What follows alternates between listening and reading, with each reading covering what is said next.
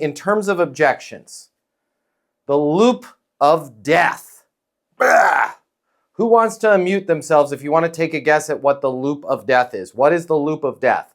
I want to make sure that you are clear on the loop of death, because the loop ends up most of the time, 90+% of the time, in your deals dying. If your deals do close and it's in a relationship type of thing where you need a long-term customer, when you're in that loop of death, they end up canceling right away. Anyone want to take a guess at what the loop of death is?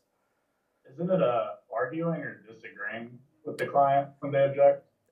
Kind of, but it can be kind of the opposite. All right. What I mean in this case of the loop of death is, let's say I'm talking to Chris Truder about some consulting fees, and Chris goes, $15,000, that's just way out of my budget. And I say to Chris, hey Chris, so if I could take 10% off the price, so $1,500 off the price, can we get the deal done? What am I doing? I'm creating a loop of death. Every time you guys got to be real careful with that. If this was an aircraft, be real careful with how much you pull that joystick back. I don't know if it's not a joystick in an aircraft. I don't know. Whatever the control is. Don't pull that back so much, because you're going to end up doing loops and bam, you're going to end up crashing the airplane.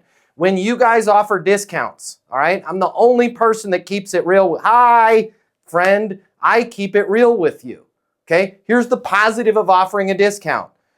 You're trying to bribe somebody to buy your you-know-what. That's great. How does that work in your personal life?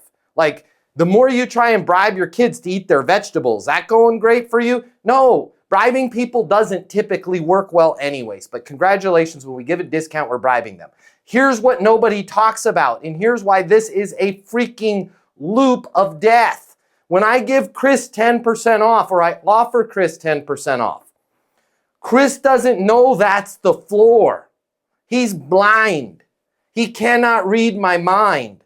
So let's say I'm going negative, or in the hope you're not going negative or in the hole with your discounts, but let's even say you are, you're losing money on the deal. Chris doesn't know that.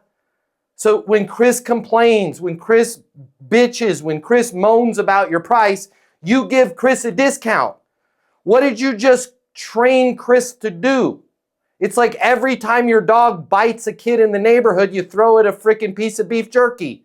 And then you wonder why you got a savage beast biting every kid in the neighborhood. We do it to ourselves. When you offer a discount, the person goes, huh, okay, I see how this game is played. I'll bitch some more. I'll complain some more. I'll delay some more. The price will go this direction, right? Eventually, I'll be paying Chris to be his consultant or whatever the thing was. So just be really careful with discounts.